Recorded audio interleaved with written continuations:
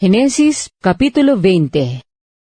At mula roon ay naglakbay si Abraham sa dakong lupain ng timugan, at tumahan sa pagitan ng Kades at Shur, at siya'y nakipamayan sa Gerar.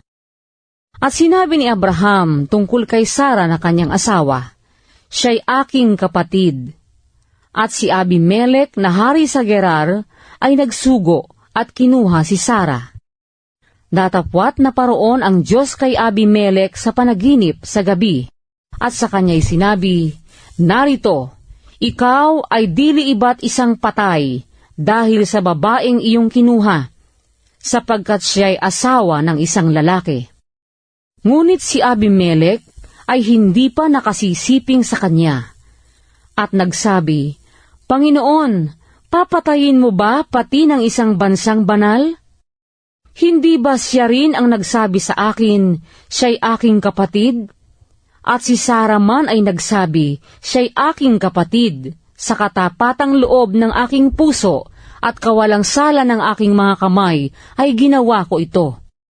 At sinabi sa kanya ng Diyos sa panaginip, Oo, talastas ko na sa katapatang loob ng iyong puso ay ginawa mo ito, at hinadlangan din naman kita sa pagkakasala ng laban sa akin, kaya't hindi ko ipinahintulot sa iyong galawin mo siya. Ngayon nga'y isauli mo ang asawa ng lalaking ito, sapagkat siya'y propeta, at ikaw ay pananalangin niya, at mabubuhay ka, at kung di mo siya isauli, ay talastasin mong walang pagsalang mamamatay ka, ikaw at ang lahat ng iyo.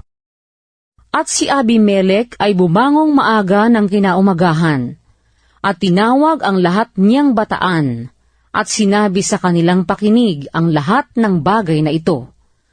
At ang mga tao'y natakot na mainam. Nang magkagayoy, tinawag ni Abimelech si Abraham, at sa kanya'y sinabi, Anong ginawa mo sa amin? At sa ano ako nagkasala laban sa iyo? Na dinalhan mo ako at ang aking kaharian ng isang malaking kasalanan. Ginawan mo ako ng mga gawang di marapat gawin. At sinabi ni Abimelech kay Abraham, Anong nakita mo na ginawa mo ang bagay na ito? At sinabi ni Abraham, Sapagkat inisip ko, tunay na walang takot sa Diyos sa dakong ito, at papatayin nila ako dahil sa aking asawa. At saka talagang siya'y kapatid ko, na anak ng aking ama, datapwat hindi anak ng aking ina, at siya'y naging asawa ko. At nangyari, na nang ako'y palayasin ng Diyos sa bahay ng aking ama, na sinabi ko sa kanya, ito ang magandang kalooban mo na maipakikita sa akin, sa lahat ng dakong ating datnin, ay sabihin mo tungkol sa akin, siya'y aking kapatid.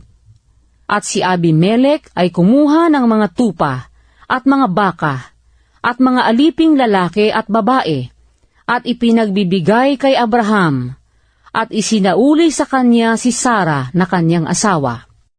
At sinabi ni Abimelech, Narito, ang lupain ko ay nasa harapan mo, tumahan ka kung saan mo magalingin.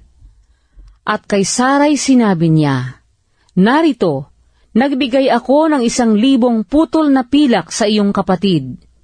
Narito, ito sa iyo'y piring sa mga mata ng lahat ng kasama mo, at sa harap ng lahat ay nagbangong puri ka.